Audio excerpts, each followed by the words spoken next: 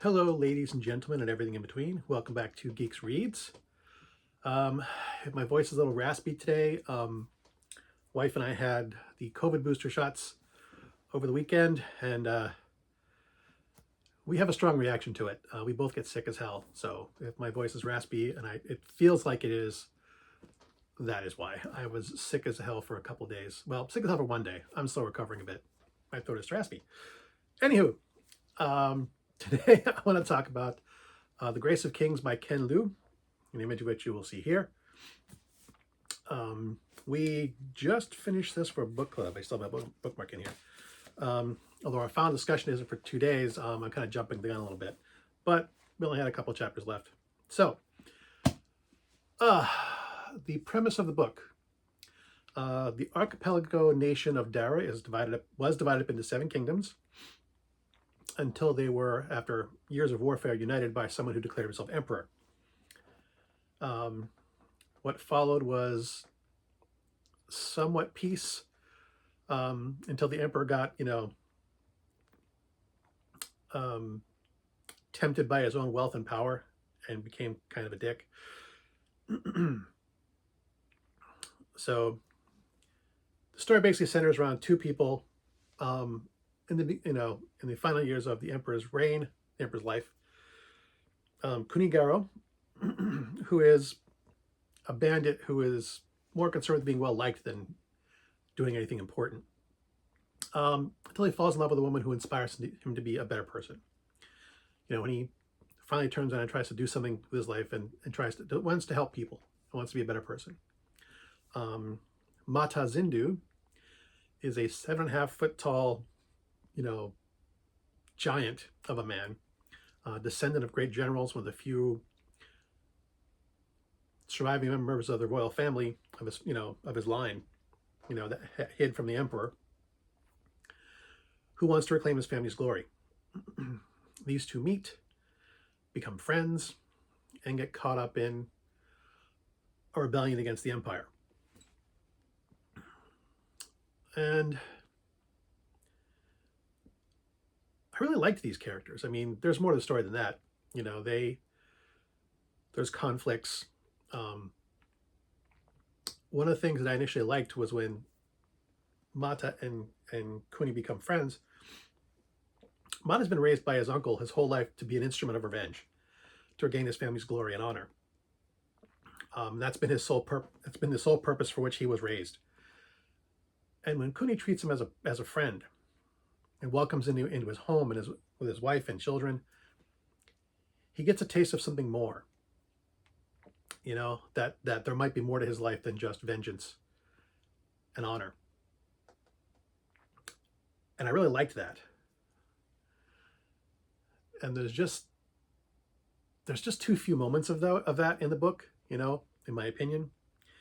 You really wanted to see that grow, but there's really not much time devoted to it, for reasons which will become apparent in the story. But because there's a rebellion, it's a war, it's a conflict, people make choices. People make decisions, and people occasionally accept influence from people who do not have their best intentions at heart.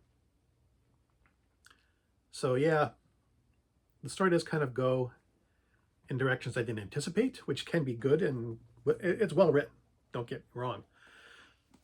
But I really wanted to spend more time with these characters being friends, instead of being bogged down in the the mercilessness of combat and war, which unfortunately is what the story eventually devolves into. Like the first third of the book, say to half of the book, is introduction of these characters, of getting to know their relationships to each other, how those relationships have evolved, and then you've got the the other conflicts come into it. I think this story does a good job depicting people's moral failings, not just Kuni and Mata. Of the whole of the book, those 2 and the people that are closest to them do seem to exhibit the best of humanity. That doesn't mean they're free from making bad choices, because they do that, um, and it's how they react to those choices, and you know that kind of sets the tone for later in the book. The first part of the book is more hopeful, and the second part of the book is more, less. Second act is less hopeful. So while this is a good book, and I really, really enjoyed the book, I didn't enjoy the loss of hope as things started to take a downward turn in the second half of the book. But that's a personal preference.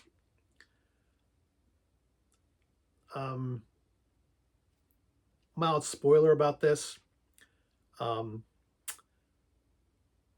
There are characters who are introduced who do not make it to the end of the book. There's some characters who seem to be set up to be important. The way that they're introduced and the setup involved in them, a lot of detail in the setup of these characters, and then oops, they're off the board now. And yeah, one of the criticisms I have of the book is that the resolutions to certain story elements happen very suddenly, with like no fanfare. There's no, which I realize is kind of how life is. There's no fanfare in real life. But yeah, there's a lot of like really abrupt story changes that just come out of nowhere that you expect from a story perspective these things to progress a certain way, and they do not. There's very like hard chop, and like the story is changed from what you would expect it to be.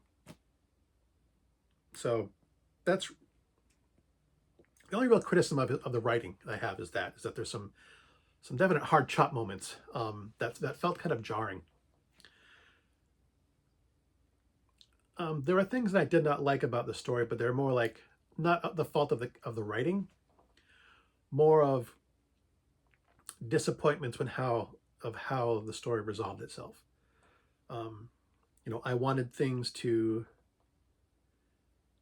It's disappointing to watch a character that you really like Mata and his wife Gia. I'm not giving away anything that's not on the back, splash page. So, you really want to like these people, and like I said, they're in conflict, they're in war. These people are making questionable choices, and you don't like seeing people that you like do those things. I have one other criticism, but I'm not sure it's directed at the book or not. As I mentioned, we read this for book club. Our regular pacing is to meet for the book club every 2 weeks and to discuss the chapters that we read. Given the thickness of the book and the way in which we went about reading this, it took 5.5 months to read this book. And if you know anything about me, that is a long time.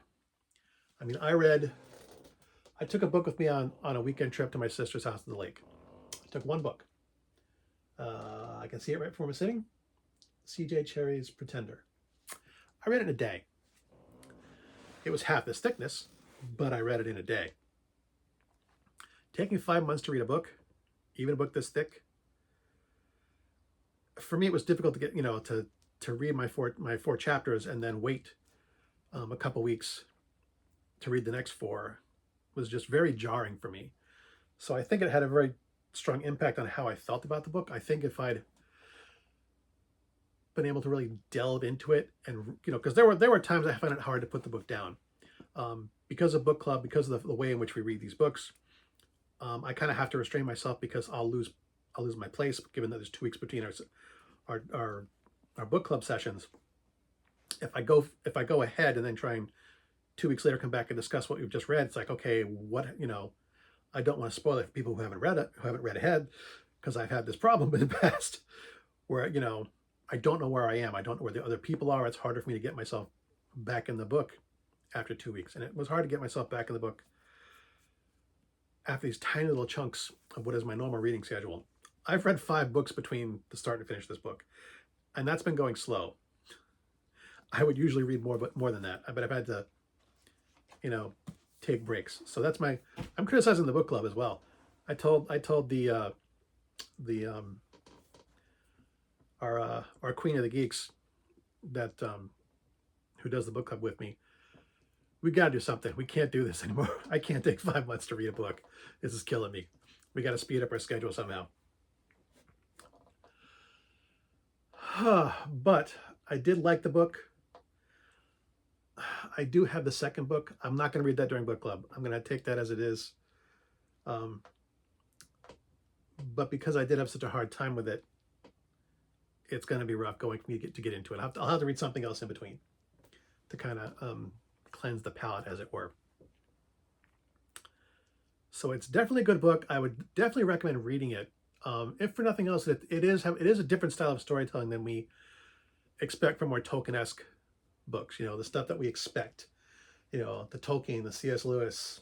You know, even Robert Jordan, Terry Pratchett, Jim Butcher, Patricia Briggs, Alan Dean Foster, you know, Isaac Asimov. This has a different story structure, you know, because it's from an Asian writer with Asian history.